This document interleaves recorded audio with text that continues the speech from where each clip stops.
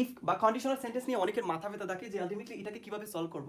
If conditional right from ভার্বে একটু বেশি use হয়। যেমন বিগত সময় ঢাকা বোর্ড বা 2025 সালে ঢাকা এডুকেশন বোর্ড যদি রাইট ফ্রম ভার্বের বেসিসটা দেখা হয় তাহলে দেখা যাচ্ছে প্রায় 3টা ইফ কন্ডিশন থেকে অলরেডি চলে আসছিল। তো আজকে ইফ কন্ডিশন নিয়ে আপনার কোনো মাথা ব্যথা হবে না ইনশাআল্লাহ। আজকে 5 মিনিটে চেষ্টা করবো একদম ক্লিয়ার করে বোঝানোর। If conditional sentence, if conditional sentence হলো এমন একটা সেন্টেন্স যার সেন্টেন্সের ফার্স্ট ক্লোজটা সেকেন্ড ক্লোজ বা সেকেন্ড ক্লোজটা ফার্স্ট ক্লোজের উপর টোটালি ডিপেন্ড করে, মানে একটা ফলাফল আরেকটার উপর গিয়ে বর্তায়। যেমন বলে না যেরকম যদি তুমি না পড়ো তাহলে তুমি পরীক্ষায় পাস করবে না, আবার তো আমরা এইভাবে বলি যদি তুমি না খাও আমিও খাবো না। তো আজকে ফার্স্ট বা ইফ কন্ডিশনাল সেন্টেন্সটা আমরা শুরু করবো। তাহলে ইফ কন্ডিশনাল কি কি ওয়ার্ড দিয়ে কন্ডিশনাল সেন্টেন্স বা স্ট্রাকচার শর্তযুক্ত বাক্যটা হয় আজকে সেই বিষয়টা ক্লিয়ার হয়ে যাব। আমরা কন্ডিশনাল সেন্টেন্স বলতে বুঝি এখানে ইফ আসবে, ঠিক আছে, ইফ আসবে, কিন্তু ইফ ছাড়াও অন্যান্য ওয়ার্ড দিয়ে কিন্তু কন্ডিশনাল সেন্টেন্সের স্ট্রাকচারটা সলভ করা যাচ্ছে, সেগুলো জানতে হবে। আজকে সেগুলো নিয়ে আলোচনা করব। যেমন কন্ডিশনাল সেন্টেন্স মানে আমরা যদি বলি ইফ বসে, ইফ দিয়ে কিন্তু সকল কন্ডিশন বোঝানো যায়। ইফ দিয়ে first condition, second condition, zero condition, third condition কিন্তু বোঝানো যায়। বাট ইফ ছাড়াও অন্যান্য যে ওয়ার্ড দিয়ে কিন্তু কন্ডিশনাল সেন্টেন্স বা স্ট্রাকচারাল ওয়ে ফ্রেমওয়ার্কটা তৈরি করা যায়, সেটা হলো ওয়েন দিয়ে তৈরি করা যায়, ওয়ার্ড দিয়ে তৈরি করা যায়, হেড দিয়ে তৈরি করা যায়, আনলেস দিয়ে তৈরি করা যায়। কিন্তু এখানে পার্থক্যটা হলো ওয়েন দিয়ে জাস্ট প্রেজেন্ট কন্ডিশনটাকে সলভ করা যায়, ওয়ার্ড দিয়ে ফার্স্ট কন্ডিশন, হেড দিয়ে ফার্স্ট এবং পারফেক্ট কন্ডিশনটা, আর আনলেস দিয়ে নেগেটিভ কন্ডিশন। তাহলে আজকে আমরা প্রথমত বুঝে নেওয়ার চেষ্টা করি যে ইফ কন্ডিশন, ইফ কন্ডিশন নিয়ে মূলত 4টা বাক্য সলভ করা যায়। সেগুলো হলো প্রেজেন্ট কন্ডিশন, প্রেজেন্ট কন্ডিশন মানে আমরা বুঝি হলো ফার্স্ট কন্ডিশনাল সেন্টেন্স, এটা আর কোশ্চেন নেবেন, first conditional sentence, first condition, ঠিক আছে। আচ্ছা, এখন প্রথম কন্ডিশন, আর পাস্ট দিয়ে বুঝি আমরা second condition, second conditional sentence, second condition. আচ্ছা, আর পারফেক্ট দিয়ে বুঝি আমরা থার্ড কন্ডিশন। আচ্ছা, এখন আমরা দেখবো প্রেজেন্ট বা ফার্স্ট কন্ডিশনটা কি, কোন ফ্রেমওয়ার্ক বা স্টাইলিশটা ফলো করে। ফার্স্ট কন্ডিশন যদি আমরা বলি, প্রথমটা প্রেজেন্ট সিম্পল হলে, যেমন এখানে বলা হয়েছে if I speak English, if I speak English, তাহলে আমরা এটা দেখতে পাচ্ছি সিম্পল সেন্টেন্স হচ্ছে, এটা সিম্পল টেন্স হচ্ছে, প্রেজেন্ট ইনডিফিনিট টেন্স আসবে। তারপর এটা কি হবে, যদি তুমি ইংলিশে কথা বলতে পারো ফ্লুয়েন্টলি তাহলে তুমি হয়তো একটা গুড জব পাবে। ইউ উইল, তাহলে এখানে আমি দেব I will get a good job, তাহলে ফিউচার ইনডিফিনিট টেন্সের স্ট্রাকচারটা ফলো হচ্ছে। প্রথমটা প্রেজেন্ট ইনডিফিনিট হলে পরেরটা ফিউচার ইনডিফিনিট হবে। এটা কোন ক্ষেত্রে, জাস্ট প্রেজেন্ট কন্ডিশন বা ফার্স্ট কন্ডিশনাল সেন্টেন্সের ক্ষেত্রে। তাহলে আমরা এখানে লিখবো ফিউচারটা ফলো হচ্ছে, ফিউচার ইনডিফিনিট। আচ্ছা, তারপর 2 নাম্বার বা সেকেন্ড কন্ডিশন যে বিষয়টা আসে সেটা হলো if I speak English like a native,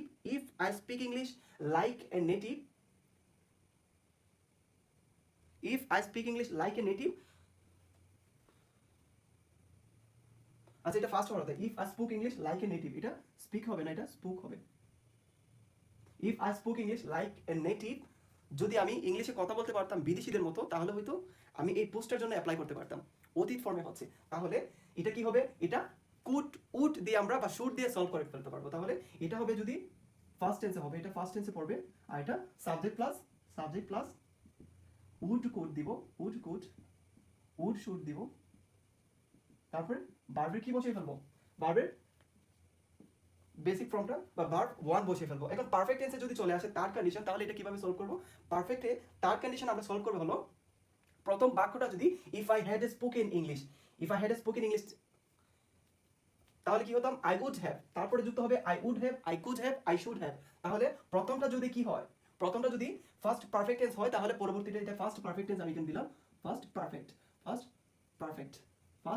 তাহলে পরেরটার সাথে কি যুক্ত হবে, সাবজেক্টের পর আসবে হলো উড হ্যাভ, তারপর শুড হ্যাভ দিয়ে ভার্ব যেটা আসবে আই উড হ্যাভ,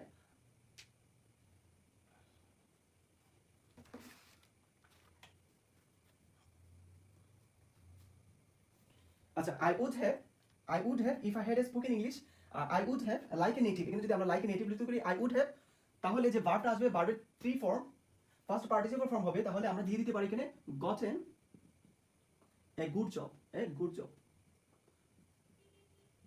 আচ্ছা তারপর জিরো কন্ডিশন। আচ্ছা জিরো কন্ডিশনটা আসলে আলটিমেটলি কোনো কন্ডিশনের আওতায় আমি পড়তে দেখি নাই। জিরো কন্ডিশনটা এটা কন্ডিশন বলাটাও ঠিক হবে না, because of zero condition habitual fact থাকে, একটা রিজনে আরেকটা হচ্ছে, এটা হ্যাবিচুয়াল ফ্যাক্ট বা সাইন্টিফিক ফ্যাক্ট থাকতে পারে। যদি জিরো কন্ডিশনের একটা উদাহরণ এখান থেকে নেওয়া হয় যে if water is heated it বয়েলস at 100 degree Celsius, দেখো এটাও সিম্পলে, পরেরটাও সিম্পলে, ঠিক আছে, এখন আমাদের গেল তো কি গেল, ইফ কন্ডিশন গেল। ইফ কন্ডিশন ছাড়া আমাদের আরো কয়টা রয়ে গেছে, ওয়েন রয়ে গেছে, ওয়াই রয়ে গেছে, হেড রয়ে গেছে এবং আনলেস রয়ে গেছে। এখন ওয়েন দিয়ে যদি আমরা করি, এখানে আমরা বলেছি যে ওয়েন মানে হলো প্রেজেন্ট কন্ডিশন। এখানে প্রেজেন্ট কন্ডিশন কোনটা, ফার্স্ট কন্ডিশন। তার মানে ওয়েন পুরো স্ট্রাকচারাল ফ্রেমওয়ার্কটা কাকে ফলো করবে, ফার্স্ট কন্ডিশনাল সেন্টেন্সকে ফলো করবে। তাহলে আমরা এখানে দিতে পারি না হোয়েন ইউ কাম, যখন তুমি আসবে তখন আমি আসবো। তাহলে হোয়েন ইউ কাম, তাহলে প্রথমটা যদি প্রেজেন্ট ইনডিফিনিট টেন্সে হয়, পরেরটা কি হবে, আই উইল কাম। ঠিক আছে, তারপর ওয়ার আছে, ওয়ার দিয়ে কি হবে, ওয়ারের ক্ষেত্রে বলা হয়েছে ওয়ার যদি থাকে তাহলে ফার্স্ট কন্ডিশন বা সেকেন্ড কন্ডিশন, ওয়ার হলো সেকেন্ড কন্ডিশন, এই কন্ডিশনটাকে ফলো করবে, এটাকে ফলো করবে। ঠিক আছে, এটাকে যদি ফলো করে তাহলে কি হচ্ছে, ওয়ারটা হচ্ছে ইফ আই স্পিক, আচ্ছা were I the prime minister of Bangladesh, যদি আমি বাংলাদেশের প্রাইম মিনিস্টার হতাম তাহলে আমি কি করতাম, যদি আমি বাংলাদেশের প্রাইম মিনিস্টার হতাম অবশ্যই সাস্টের সোশ্যাল সায়েন্স বিল্ডিংটাকে বম মেরে উড়িয়ে দিতাম বা মিসাইল মেরে দিতাম। তাহলে if why were the prime minister of BD, তাহলে কি হবে, এখানে উড হবে, উড কুড মাইট বা শুড হবে। তাহলে আই উড, তারপর কি আসবে, ভার্বের বেস ফর্ম কিন্তু আসবে, I would change the whole country, the whole country. আচ্ছা, তারপর কি আছে, আনলেস, আমি আনলেস দিয়ে দিচ্ছি। আনলেসটা কি হবে, আনলেস এখানে বলা হয়েছে আনলেস থাকা মানে নেগেটিভ ইস্যুস আসবে, নেগেটিভ ইস্যুস আসবে, নেগেটিভ ইস্যুস আসবে। নেগেটিভ ইস্যুসটা কি, আচ্ছা এখানে আনলেস আমরা সহজে একটা বাক্য this, unless you study, unless you study, যতক্ষণ পর্যন্ত না তুমি না পড়বে, you will not get A,